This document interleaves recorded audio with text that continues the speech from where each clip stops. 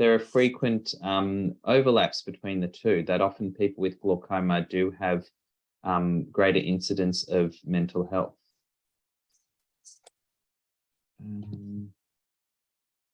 So I guess what I always like to stop and remind myself is how clinicians, that is eye doctors, optometrists, see glaucoma versus how patients see glaucoma. Because when if I was at a conference with all my colleagues and I say, what is glaucoma to all of you? This is a sort of thing that they would think about. Well, it's checking the pressure and it's visual field tests and it's about optic nerve damage and it's doing surgery, doing lasers and it's doing scans. This is glaucoma to us. This is what we like to talk about when we all get together. We like to talk about different operations. We like to talk about different ways of measuring vision and measuring optic nerve damage. But then, that's all well and good. But when you think, well, okay, what about our patients? If we sort of asked a pretty similar question, what is glaucoma to our patients? Or to be more accurate, what concerns do they have? What do they think about? You get something that looks very different. These are the issues that are on patients' minds. Maybe you'll all correct me because, forgive me if I'm missing something or omitting something, but I think these are the things that patients with glaucoma think about. So it's a very different list. It looks very different. When someone gets first diagnosed with glaucoma, they think, oh my goodness, am I going to go blind? How would I cope? And of course, for the vast majority of people, that's never going to happen. What about costs? All these treatments are going to be so costly, not to mention time off work, whether it's the treatments or whether it's just for the medical appointments. What about my family? Number one, they have to take me to all these appointments. And number two, they might even get glaucoma themselves. What about driving? I know I need my vision to drive. Will I be able to keep my license? And, there's a lot of uncertainty. Your doctor might say you've got glaucoma. You kind of assume the worst. You do some Google searching and there, you sort of get to worst case scenario and say, well, am I that bad? Where do I fit on the spectrum? Where am I now? Where am I going? So there is a lot of uncertainty and, a lot of the treatments that we do are risky and they do that. And there are just lots of visits over life. As I said, there is cost of the treatment, but also just the time out of your life, sitting in doctors and optometrist waiting rooms. I know we all run late and that takes up a lot of time. And then there's independence, which I know is so important as we get older. Will I lose my independence? So as I said, these are the concerns that a lot of people with glaucoma have. And it can be hard to articulate them. Sometimes, often they're not discussed and even they're not even quite articulated and they're sort of lurking in the subconscious and not really brought to consciousness. And of course, the visual field test, which, so many people dislike and a lot of people complain about it. And I always found that intriguing. Why does everyone hate the visual field test? I mean, if you ask me, what's a bad medical test? It's number one when they station, but the visual field test does neither of those things, but it's still not liked. I just got to make sure my internet's okay. I've got a sign saying my internet was no good. So you let me know if there's a problem, okay? So yes, not to mention the dreaded visual field test. So I guess let's ask ourselves, how does glaucoma impact patients? And I'm sure a lot of you have got some very good ideas and insights.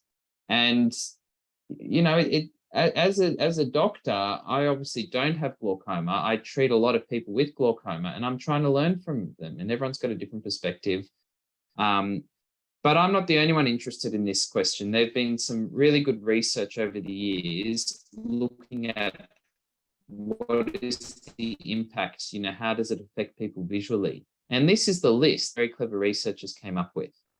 Walking after dark, seeing at night, walking on uneven ground, adjusting to dim lights, going from light to dark room or vice versa, going from a dark to a light room, seeing objects coming from the side, walking on steps and stairs, judging distances of foot to curb, and finding dropped objects. Now, these are all visual tasks that are affected in glaucoma, and I should say they're affected in moderate to advanced glaucoma. And as I said before, most people with glaucoma never get to this stage, so they never experience any of those things. But those that do will know what it's like.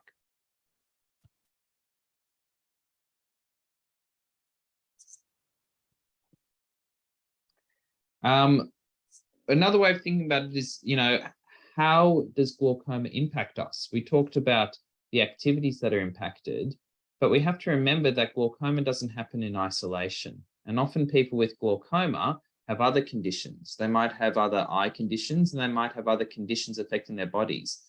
And all those things interact in a complex way. So that's why I think, we never think about glaucoma in isolation. We think, do they have ocular surface disease, which is dry eye issues? And of course, a lot of people with glaucoma do have dry eye issues, especially from taking the glaucoma drops, which, while they're good for the eye pressure, they can really irritate the surface of the eyes. AMD, I apologize, that stands for age-related macular degeneration. So that's another very common disease of aging that affects the macula.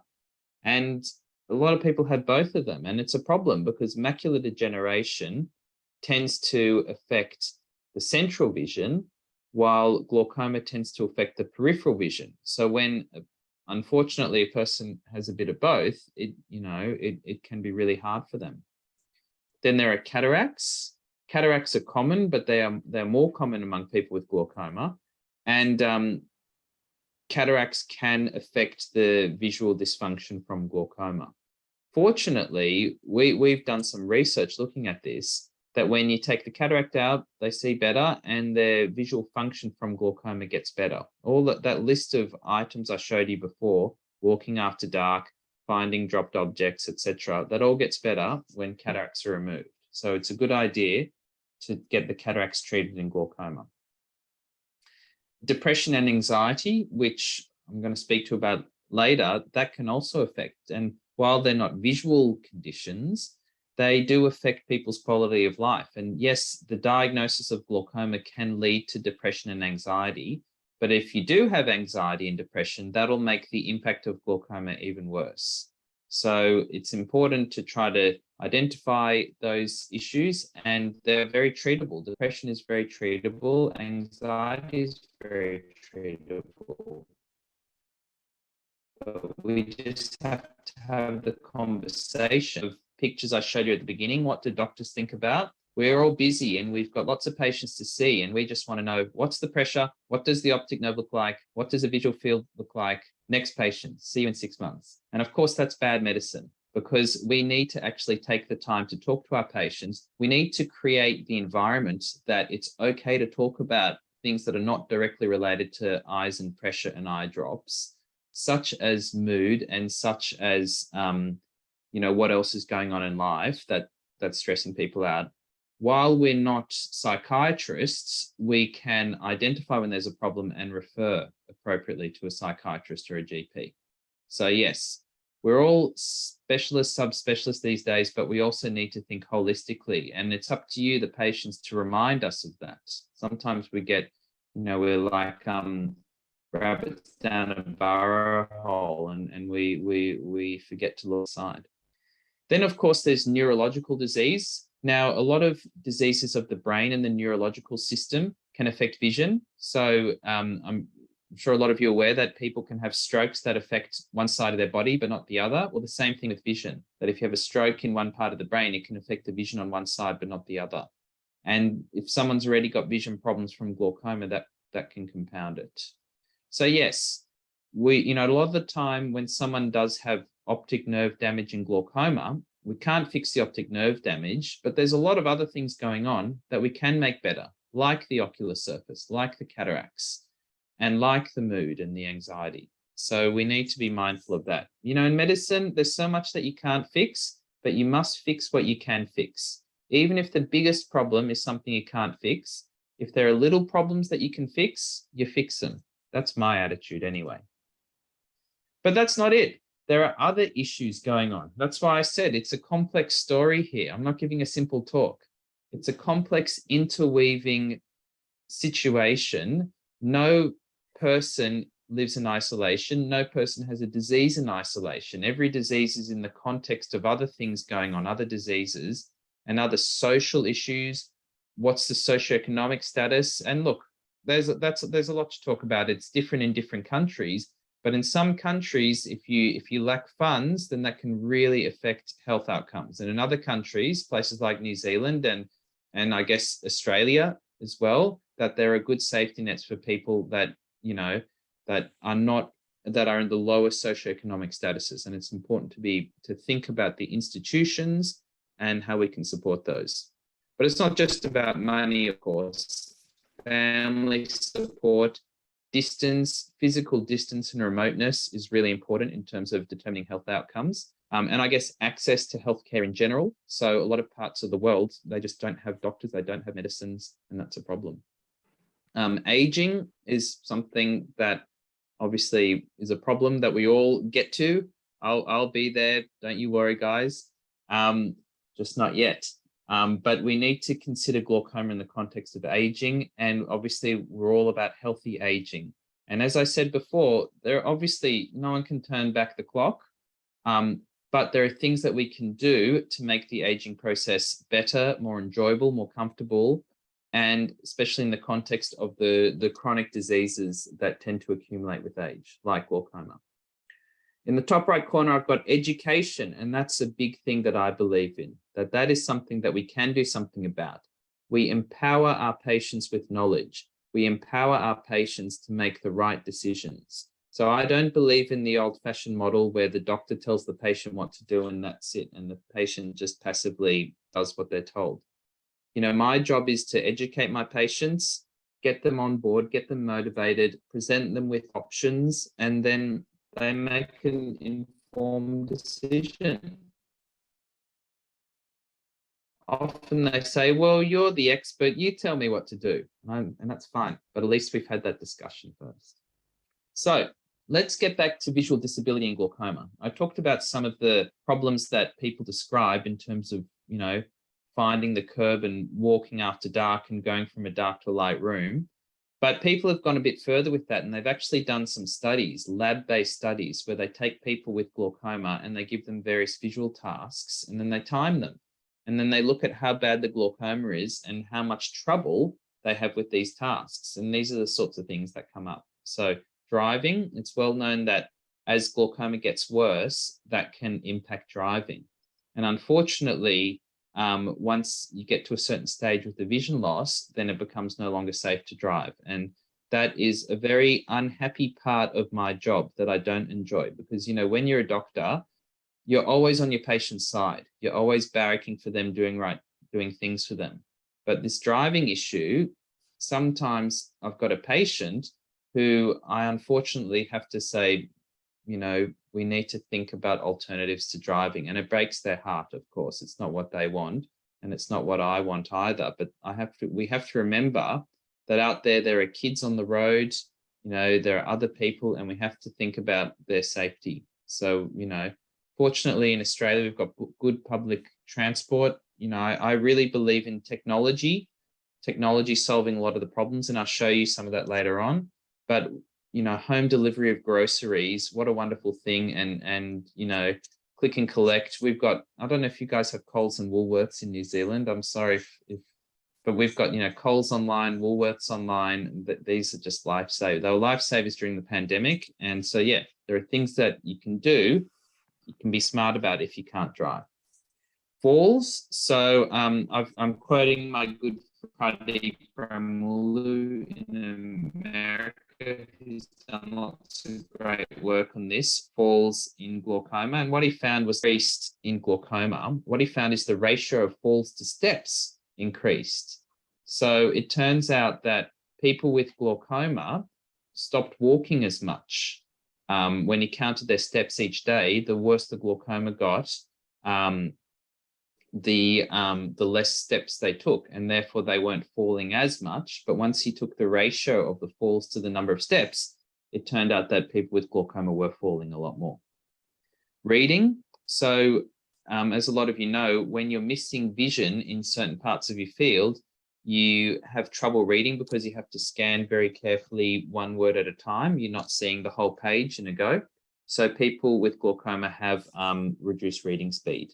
And as the disease gets advanced, recognizing faces is a problem. And as I talked about before, it's a very common thing that people with glaucoma describe, this changing in illumination. So when you go from a dark to a light room or a light to a dark room, everyone else seems to cope very easily, but it takes me a lot longer to adjust. That is a very common symptom in glaucoma. And relating to the falls, there's lots of issues about walking and balance. As I said before, reduced walking speed, reduced steps, and bumping into objects. And then we have to remember, no one lives in isolation, and it's not just the patient with glaucoma. They live in the context of a family who support them and a wider community who support them as well, and society. And also we have to remember there's a healthcare system with clinicians, doctors, nurses, optometrists, and that comes into the issue of funding. And one of the big problems that we have in not just glaucoma, but a lot of chronic illnesses is that our financial models of healthcare delivery are unsustainable moving forward. And the cost of healthcare is going up and up and up as our population ages, and as our sort of the relative proportion of elderly people are living longer, we are, going to struggle to fund healthcare in the future. So there's an important relationship between, the patient and their family and their healthcare system. And as I said before, I'm a believer in technology. We have to, don't work harder, just work smarter. We have to be smarter about our allocation of resources and how we support people with glaucoma and other chronic illnesses moving forward. So we were going to talk about mental health. Mental health and glaucoma is a big issue, as depression and sleep disorders. Some people in South Korea looked into this, and they also found that people with glaucoma had even increased suicide ideation and reduced self-image. So yes, glaucoma is linked with poorer mental health, and it's not just having the poorer vision. As I said, the majority of people with glaucoma, particularly early glaucoma, don't have problems with vision. It's more those worries and concerns that happen about the future that can lead to a lot of this. So look, I've been very privileged to do some research in this and other related areas. This was one of the first research papers I've done. I've done more than 50 research papers now. But I think this was number 1 or 2, which I was working under the tutelage of Ivan Goldberg, who's a well-known glaucoma specialist in Sydney, who's retired. We looked at depression and glaucoma and how these influence quality of life. And we looked at a cohort of 165 patients, and we measured their degree of glaucoma by all the usual metrics, such as how bad the visual field was. We also measured their depression with a depression questionnaire, and we also measured their glaucoma, how glaucoma affects their quality of life with the glaucoma quality of life questionnaire. And what we found was that as glaucoma got worse, people had more and more depression. So in other words, the poorer the vision got, the more there was depression. And people with depression often reported poorer quality of life on the questionnaire. So put that into context, just say you have 2 people with exactly the same degree of optic nerve damage from glaucoma. One of them is depressed and one of them isn't.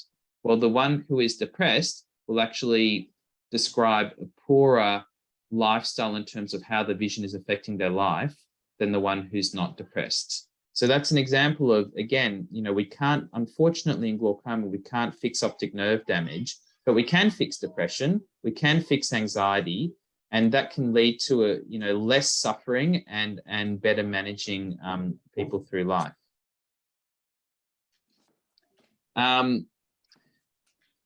Here's another study that came out recently from Canada, looking at a lot of these mental health issues in glaucoma, anxiety, depression, and sleep-related outcomes. They did a meta-analysis. Now, what is a meta-analysis? A meta-analysis is when someone says, gee, there's so many studies about this topic, let's pull them all together and do some, intelligent statistical analysis about these. And so they did an analysis of 45 studies and all looking at mental health and glaucoma. And they found, unsurprisingly, a high prevalence and severity of depression, anxiety, and sleep disorders in people with glaucoma compared to people without glaucoma. And just what I was saying before, caregivers, healthcare providers just need to be aware of this dimension to it. We need to be aware of the unique psychological and social stresses placed on glaucoma patients.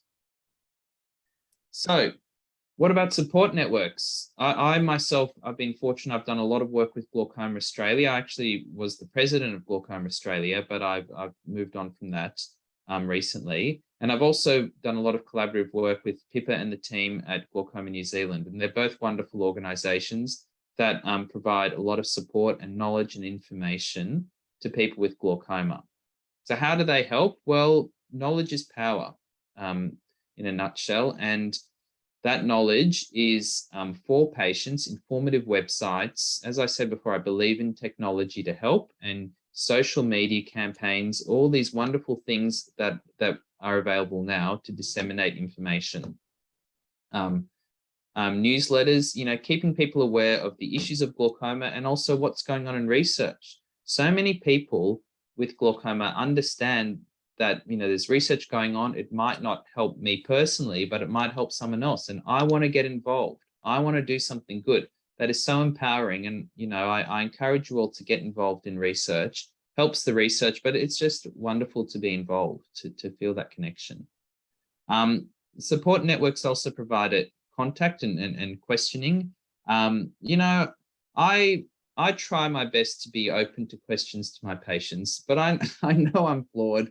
I know that some people might leave my clinic thinking, oh, I wish I asked this, or I'm not sure if he explained that. It's a bit like the feeling I get after I leave my mechanic when he's told me everything and I leave and it's all gone over my head. So I understand that. And that's why these organizations are there, to sort of support that and provide that extra information. And the ability to provide social networks such as this, groups that can help each other, is really powerful. Here's another study we looked at, specifically the role of these organizations. This was looking at Glaucoma Australia, but equally applies to Glaucoma New Zealand. And the organizations, Glaucoma Australia and Glaucoma New Zealand, have been around for a few decades now, but I think this is one of the very few studies that have actually looked scientifically at what's the impact of the counselling they give. And what we did was, this was a multi-centre study all across Australia, where we did a randomized controlled trial of 101 new glaucoma patients. And we were interested in what's the impact of the counselling that we give them. So half of them just got their routine care with the eye doctor, and half of them also got counselling from Glaucoma Australia about what is glaucoma, what is the nature of glaucoma, why you have these treatments. And then we measured the impact of that. We measured that. We used a knowledge questionnaire, which Helen, Professor Dinesh Meyer, she actually wrote that questionnaire, which I was quite impressed with, and so I was very happy to use. We also used an anxiety scale, which is a very common, that wasn't written specifically for glaucoma. That was just a standard scale, and also treatment satisfaction questionnaire. And we found that there was a difference. P-value, I do apologize to non-statistical people out there that it can be a bit much, but basically, if the p-value is less than 0.05, it means your finding is real. Otherwise, you can't read too much into it. So in that middle row, that change in anxiety, it actually reached a low p-value. So what that means is that we proved that the counselling from Glaucoma Australia actually reduced anxiety among people. So I think that's important.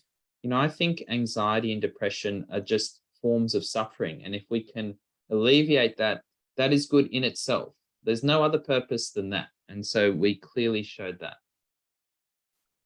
So what can I do to help? And this is me and you. What can we all do to help? Well, number one, be mindful of your mental state. Mental health is so interesting. There's like a stigma attached to it. I remember growing up, when I was a kid, no one talked about mental health. It was kind of like, a bit frowned. It was a sign of weakness to have mental health problems. Well, that's rubbish. It's health. It's just like any other part of your body. And we need to look after it. We need to recognize when there's a problem, and it's all very treatable. And we should feel free to talk to people about it. A burden discussed is a burden lifted. Check in with your doctor. Don't let the conversation just be about pressures and optic nerves and drops. Remind your clinician about the psychological aspects of glaucoma, and also support new technology to improve the burden of glaucoma. So if you don't mind, I just want to briefly show you something that I've been working on, because like I said, I do a lot of research into new tests of vision. And this is hopefully something that might be of interest and hopefully might come in a few years down the track. But what we're doing is we're trying to develop ways of performing perimetry online. So you're all probably aware of visual fields and visual field machines. They are not so enjoyable, they're cumbersome. What we're trying to do is to provide a similar sort of service on any computer. And there's a lot of advantages to this. One day people will be able to do visual field testing at home. But equal importance is that there are parts of the world where they don't have access to visual field machines, but they all have access to computers, especially in Africa and especially in the developing world. So this is a way of increasing access to glaucoma services. I guess we can ask, what's wrong with current perimetry? Well, the machines are expensive, they're labor intensive, they're claustrophobic and stressful. They must be in a clinic. So to do visual field testing, you have to turn up to the clinic, which became a big problem in the pandemic. No one realized what an issue that was until the pandemic struck. And it has a large footprint. It has a large environmental footprint. You can see there's a lot of plastic and machinery in that machine. So it has an ecological footprint, but also a cost. Those machines are expensive, and optometrists, ophthalmologists have to pay for them. And of course, that cost is passed on to the patients, whether it's in like a private healthcare setting or whether, even if it's in a socialized medicine where no one's actually paying directly. Well, sorry, but the taxpayers are. So we all pay one way or another. What are the advantages of online perimetry? Well, as I said before, we can make it a more enjoyable experience. Once we're coding it online, we can do anything. We can improve healthcare access. We can provide at-home monitoring. We can save money because a web application is so much cheaper than an expensive machine. And patients can take their data with them. This is an interesting issue that some of you might have come across. It certainly happens in Australia, where if someone has been, say, I've been looking after them for 4 or 5 years and they've been coming to my rooms and doing visual field tests, I'm in Melbourne, and then they might say, oh, sorry, doc, I'm moving to Sydney. Do you have anyone to refer me to? And I say, that's fine. And I send them to my colleague in Sydney. But what's actually happened is that when it comes to performing the visual field test, they have to start again because all that data of the 5 years is locked on the machine in my clinic. And that's it, it's gone. And as you know, in glaucoma, progression analysis is so important. So what the field result today is not that important on its own. What's important is whether it's changed from last time. So that progression analysis is so important. And when you're working with physical machines that are locked in a clinician's room, that's it. Once you move on, then all you have to do is unclick the previous clinician and click on the new clinician, and suddenly you just keep going with your progression. So continuity of care independent of sight. That's what that means. This is the sort of things we do. Instead of looking at that one yellow dot, we're using a spinning star because we know that it's hard to look at the one yellow dot, but a spinning star is easier. The other thing is, like I said, we really worked hard to try to figure out what was unpleasant about visual field testing and can we make it better. And one of the things that people say is, oh, it's so stressful. I don't know when it's going to end. It just keeps going and going and going. So what we've done, I don't know if many of you have downloaded anything. I'm sorry if that's a bit technical. I'm sure a lot of you have, and you see there's this progress bar. Can you see this little bar? A little bit's blue and most of it's gray. And you can see as it goes on, more and more the blue line gets longer until you get to the end. That's a progress bar. But we have a progress bar for visual field testing, so people know exactly how much they've done. And we use special targets that seem to work on every single computer, as opposed to the little white light. And we, you know, you might say, well, hang on, how's it going to work on every computer? Every computer's different sizes. Well, that's okay. The system measures the size of the computer and then tells you how close to sit. So at my practice, we've got big computers. It tells patients to sit at 50 centimeters distance. Well, when I'm at home on the smaller computer, it says sit a bit closer to 40 centimeters. And that achieves consistency. And then, you know, even if your monitor is not calibrated correctly, it can talk the user through the calibration. So here's some data. As you can see, very similar results between the standard test and our test. These, I don't know if you've seen these before, these are the sorts of printouts from visual field machines. And the other thing is users love it. So we actually did a survey. This is, you might think, well, you know, why are we talking about this in mental health and glaucoma? Well, I think it's important because a big cause of anxiety is the dreaded visual field test. And what we've done here is a survey of 95 patients who've done both tests. They've done the standard machine and they've done our online ionic machine. And what we found is that when we asked 8 questions, all of them, they preferred ours, and 8 out of 10 achieved that p-value of less than 0.05 that I was talking about, achieve statistical significance. In other words, it's definitely proven that ours is more enjoyable. And when we simply asked them, which one do you prefer? 84% prefer our tests and over the standard one. So that's a very strong endorsement.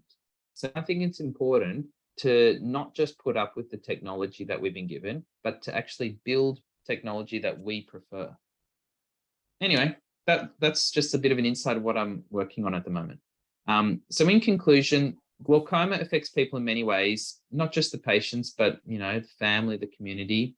There may be a disconnect between what is important to clinicians and what is important to patients, and we all have to work together to bridge that gap.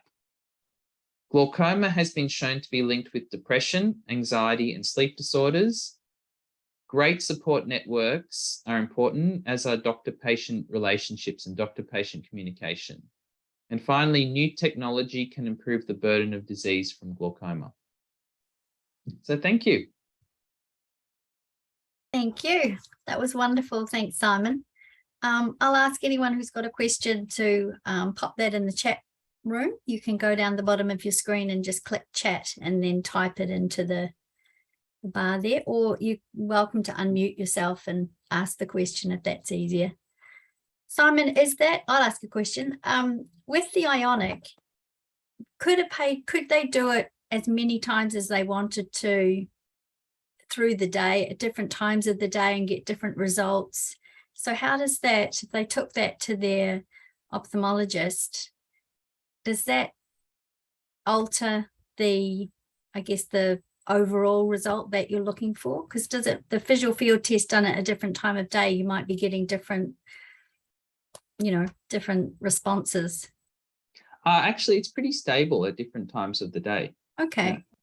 Yeah. So that's the study that we're doing now. We're getting retest. We're getting people to do the test and then repeat the test 5 minutes later. Right. And then we're getting them to come in 6 weeks later and then 12 weeks later to repeat the test. And I haven't analyzed those results yet because we're still collecting them. But so far, it's looking very stable over time. Yeah. Oh, that's amazing. And then sorry. I was just going to say, it alarms me that the tests that we've been having, that you have done with your ophthalmologist or optometrist stay with that machine. Yeah, that's right. Yeah. So that must be a huge issue. Well, with such a transient population now, in particular, look at my children's generation, who now live all over the world. That must mean such a loss of data is happening in this Yeah, I think it's part of a broader issue of health data and who owns health data. Because currently health data is very much owned by clinicians and clinical practices. And you Ah, know, whatever happens, if you come to a clinical practice, maybe it's different in New Zealand, but if you come to a clinical practice in Australia, um, see me, do some tests, take a history, it's in my notes, I own that data. And then you can ask for, can I please have those notes? But I'm under no obligation to provide it as a clinician. So yes, the clinician, own the patient data. And I think that's wrong, personally. I yeah, think wow. patients should own their own data. And so I think this is a transition that's happening. Yeah, I'm not sure. When Divya Perumal spoke, she was saying for our members to take any medical information they had along to their appointments. So I guess with that, you assume we can ask for it and would be given that information. But I'm not sure if that works in New Zealand. Claire, you're an optometrist. Can you answer that? Are your patients able to pass the information on? Yeah, absolutely. And sometimes our perimetry results, we can get results sent through from a previous optometrist, so we can actually import their data into our instrument. We use Medmont, and so then we can carry on and look at trend analysis. But I think oftentimes we're actually giving a summary. We're not necessarily giving all the raw data, because that's quite a big, bulky bit of information. We might be forwarding that to another practitioner, but not necessarily to the individual patient. Yeah, it's interesting. Yep, health data, absolutely one of the biggest issues, isn't it, Simon? I think. Yeah. It's becoming more and more of an issue. I think, as a society, we're becoming more conscious of our data in general. We used to not care so much about it, but now we know the value of data. We know the value of privacy as well. And so it's becoming more of an issue. Yeah. Yeah. I think, can you see the question in the chat room from John, Simon? Or yeah, I'll read it out. Yeah. Thanks, John. We are used to a traffic light system of measuring the levels of COVID in New Zealand. Why can't we have a similar system to explain the level of glaucoma in the eyes? Doesn't this give a clearer picture to the patient? Yeah, it's a really good idea. That's a really good idea. I've seen some traffic light systems, but not for patients. I've seen traffic light systems used to triage. So in hospital systems, where they look at the 3 different levels of severity of patients' glaucoma and use that to say, okay, we should see these patients in 3 months, these patients in 6 months. But you're right, as I said, doctors are much better at talking to each other about patients than actually working hard to talk to patients. So visual field testing is complex and difficult to understand when you're a patient looking at test results. And I think simplifying it so that people can understand is really important. I think the other huge advantage in New Zealand, as you have the same issues in Australia, is that accessibility. I still think of the lady who I spoke to recently who, had to drive an hour and a half to have a visual field test one day and then go back the next day, another hour and a half or 3-hour return trip to see the consultant. Yeah. So if she could have done that test in her own home, it perhaps would have had a different outcome. Yeah, absolutely. Reduce that stress. Yeah. Yeah, absolutely. And, Australia, as you know, is a big country, lots of outback, people travel long periods for medical care. And the other issue in Australia is big push called Closing the Gap, which is about, the huge health discrepancies between the Indigenous and the non-Indigenous populations. And a lot of this stuff is about accessibility to healthcare. So yes, unfortunately, a lot of people do a lot of driving around just to see a doctor very quickly, and they have to come back next week, and that's a real barrier to good healthcare. Yeah, technology is the answer, that's for sure. It's exciting to see where things like ionic, but there's lots of those other treatments happening, and even diagnosis in that whole AI world is fascinating as well. Yeah, that's right. That's good.